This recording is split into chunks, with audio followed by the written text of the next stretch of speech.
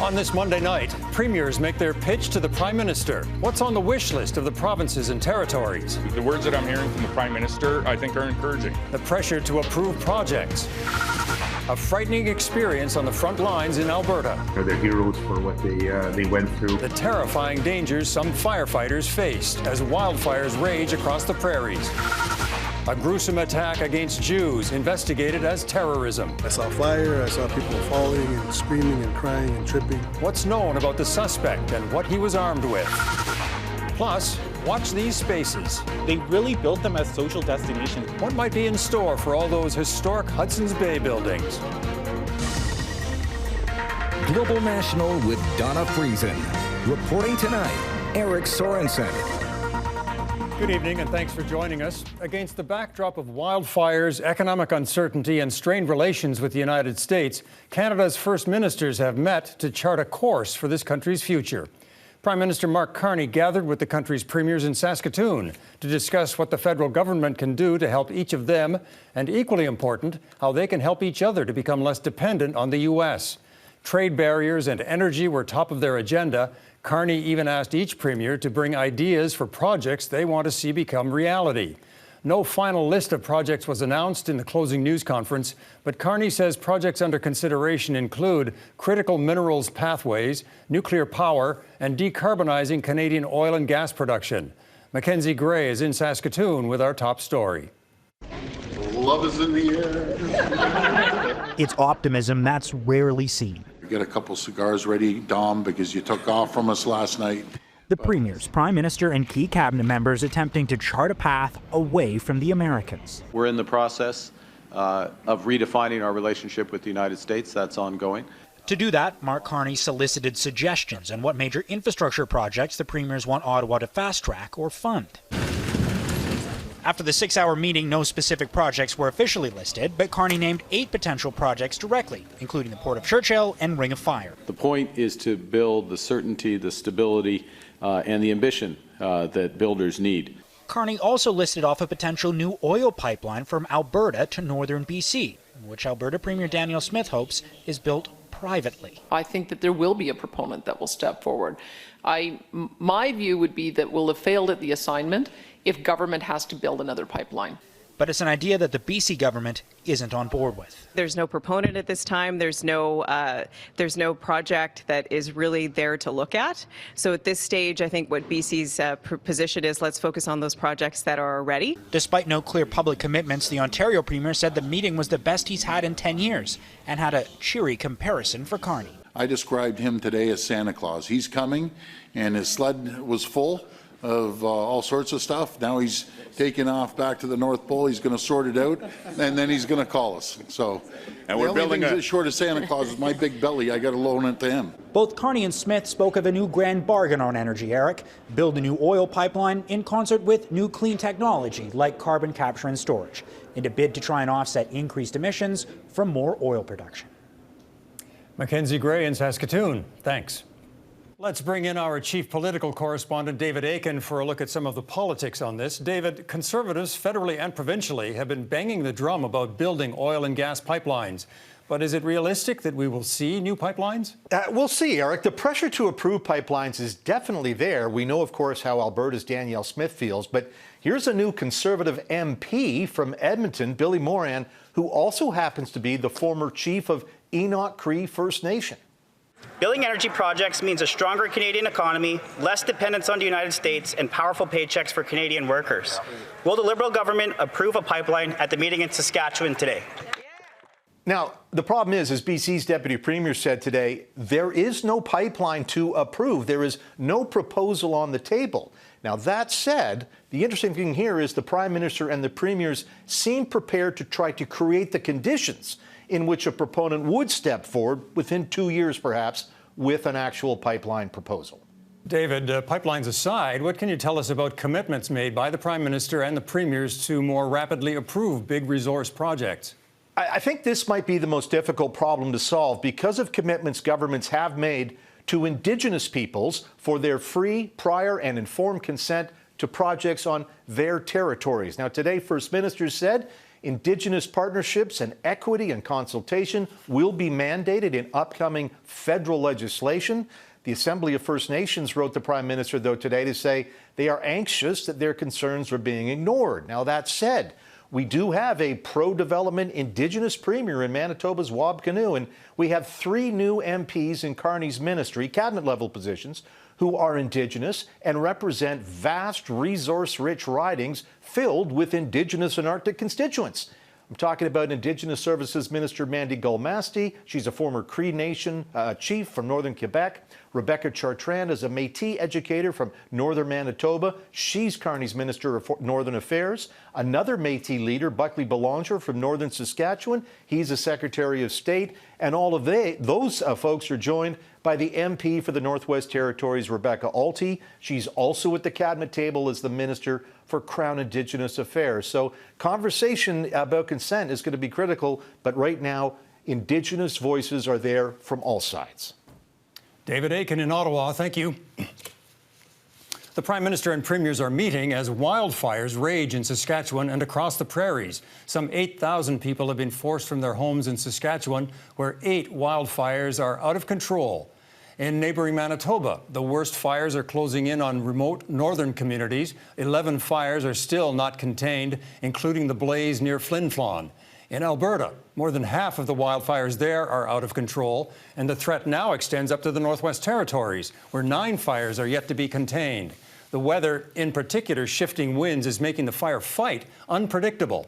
And as Heather Yourex-West reports, people are being warned to take every precaution. The view from the sky over northern Alberta did not convey the true terror that played out below when a fast-moving fire tore through Chipewyan Lake last week, leaving several firefighters trapped inside. We have lost 27 structures. The majority of those are homes. The fire swept through the community so quickly last Thursday night that 2 crews had no time to escape. With the firestorm raging all around them, the local reef says the crews took shelter out on the lake before bunkering down inside the school and fire hall until they could evacuate the next day. That fire came in so fast that it was, over 100-kilometer-per-hour winds. These are guys that didn't really know the community very well, and all of a sudden you're pitch black with embers flying all over the place. They're heroes for what they went through and that they were able to survive. The wind has dramatically changed our situation in Alberta. We went from having about 9,000 hectares burned last week to over 400,000 now. We've got nearly 5,000 people evacuated. Alberta's Premier says her government will restart its Cabinet Emergency Management Committee to respond to the growing crisis. Though in some parts of the province, including Yellowhead County, west of Edmonton, the situation has improved. We are able to allow residents back home as of noon tomorrow, June the 3rd. We have a couple of crews from Idaho and Oregon that they're on the ground helping out as of today. There's a crew from New Brunswick that's here now. Cooler temperatures and some rain is helping the situation too. Not enough to extinguish the threat entirely, but perhaps enough to help crews gain the upper hand. Heather Yourex-West, Global News, Calgary. As those wildfires rage on, there are concerns over air quality. Environment Canada shows air quality has plummeted in major cities across the prairies, especially Winnipeg, which hit the worst level, 10+ earlier today. Some rainy weather has moved into Manitoba, but not nearly enough to extinguish the wildfires. Melissa Ridgen looks at the latest conditions and evacuations throughout the province. A welcome sight and sound in Winnipeg today. Rain, enough to clean dusty streets, dampen the stench of smoke, and give folks hope. Unfortunately, though, it fell in Winnipeg and a small pocket of southern Manitoba, hundreds of kilometers away from where several fires are burning out of control. So far, firefighters have succeeded in protecting the evacuated communities. I want to take this opportunity in front of the country to thank the firefighters for their heroic efforts 24 hours a day, 7 days a week during this difficult period. The Canadian military has been amazing too, leading the evacuation. Those evacuations still happening. And with Manitoba hotels struggling to house more than 17,000 evacuees, good neighbors are stepping in. Niagara's the best example of what to do. Our people arrived there, they've been welcomed, they had food, and the lodging was there, and they had people helping coordinate. events, like activities for elders. 75 evacuees were welcomed by Niagara Falls hotels. As many as 600 more could make their way there. Also traveling, all that wildfire smoke. More than 180 fires burning across Canada have caused air quality alerts along border states and as far south as Florida. Wildfire smoke release these fine particles, and these fine particles go everywhere due to these winds. We take that in. We need to make sure that we will inhale these particles. It will go, we inhale them right into our lungs. That means keeping windows closed, using recirculated air when in vehicles, and when outside, consider wearing an N95 mask. Manitoba Premier Wab Kinew says early and aggressive wildfire seasons will likely be the new normal. And at the First Minister's meeting today in Saskatoon, called on Ottawa to start planning. As a nation, we're going to have to contend with future fire seasons being more and more like this. Melissa Ridgen, Global News, Winnipeg. Canada Post has rejected a request for binding arbitration from the union representing its 55,000 postal workers. In a statement, Canada Post says the process would be long and complicated, and it wants a resolution that is timely and fair. The company wants union members to vote on its final offers. It's already asked the Jobs Minister to direct them to do so. The union has pushed back against government intervention. Right now, postal workers are taking limited job action, refusing any overtime. The two sides have been trying to negotiate a new contract for more than 18 months. Last year, the labor dispute saw a month-long strike. In London, Ontario, the defense teams have rested their case in the Hockey Canada World Juniors sexual assault trial. 4 of the 5 accused former players have chosen not to testify. Only Carter Hart testified in his own defense during the trial last week. Michael McLeod, Dylan Dubé, Alex Formanton, and Callan Foote did not take the stand. All have pleaded not guilty to assaulting the complainant, known as EM, at a hotel in June of 2018. The trial is now adjourned until next Monday, when the prosecution and the defense will begin their closing arguments. A heinous attack at an Israeli rally in Colorado. Coming up, what police are saying about the suspect.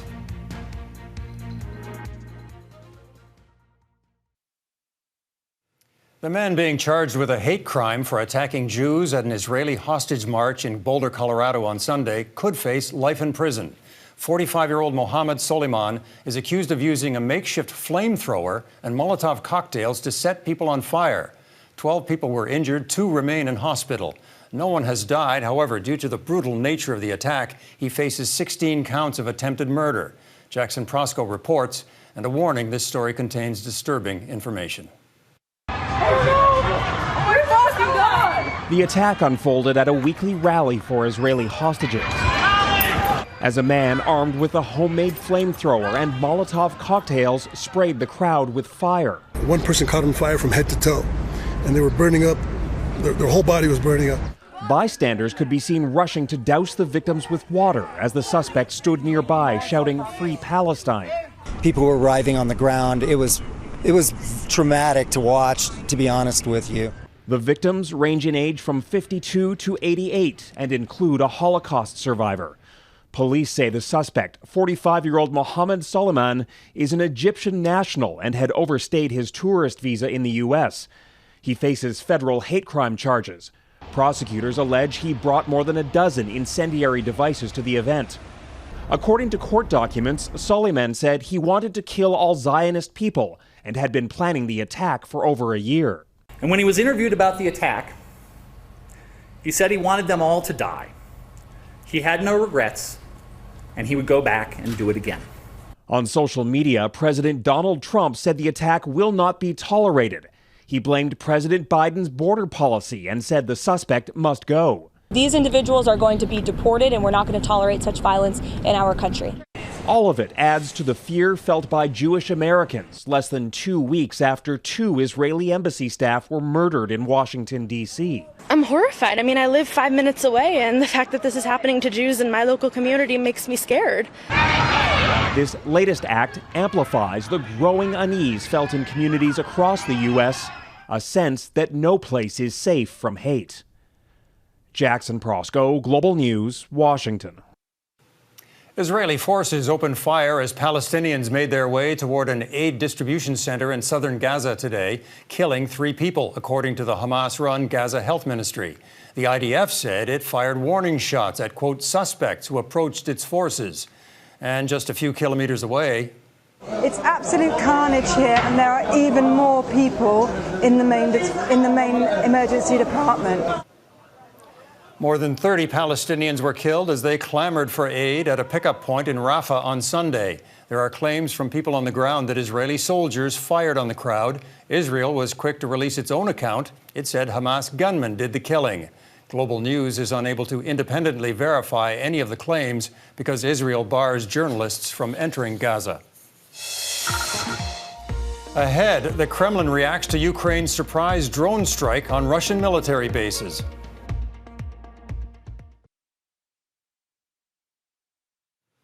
A rare moment of compromise between Ukraine and Russia today. They've agreed to repatriate the bodies of thousands of soldiers killed in combat and to arrange for another prisoner exchange. This comes one day after Ukraine surprised the Kremlin with an attack on military bases deep inside Russia. As Redmond Shannon reports, Russia, once again, isn't taking the attacks lying down. The second face-to-face meeting in Turkey in less than a month lasted just over an hour, but did produce some results. We agreed to exchange all for all, seriously wounded and seriously sick prisoners of war. Second category is young soldiers who are from 18 to 25 years old. The warring sides will also each return the bodies of 6,000 soldiers. And Ukraine says Russia will work on returning up to 10 of the thousands of children it says Moscow forcibly removed from Ukraine. Little else was agreed upon. The Russian side continue to reject the notion of unconditional ceasefire. Instead, Russia proposed 2 or 3 day pauses on sections of the front line to collect corpses. It is hot right now. There is an unsanitary situation in the gray zone, and there is a danger of an epidemic. Russia reportedly demanded again that Ukraine give up territory. It hasn't responded to Ukrainian requests that Presidents Vladimir Putin and Volodymyr Zelensky meet face to face.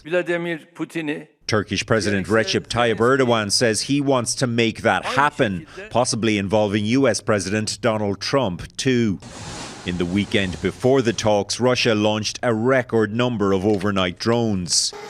Before Ukraine's brazen attack deep inside Russia that Kyiv claims damaged a third of Russia's fleet of bombers. Our Operation Spiderweb yesterday proved that Russia must feel what its losses mean. At a European leaders' summit, Zelensky asked his allies to add new heavy sanctions to Russia unless Moscow shows it wants peace. Redmond Shannon, Global News, London.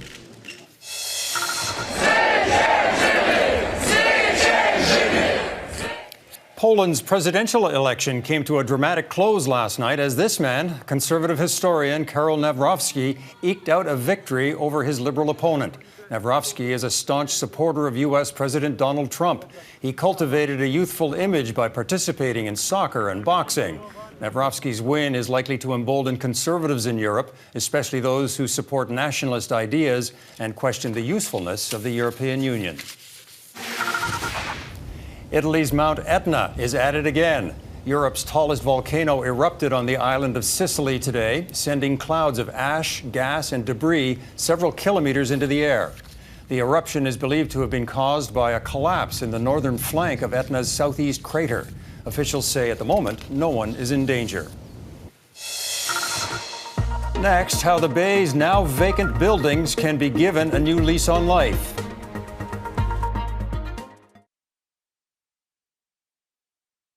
Canada's oldest retailer closed its doors for good on Sunday. The Bay still had about 80 stores when it shut down, a retail anchor in many downtown cores across the country.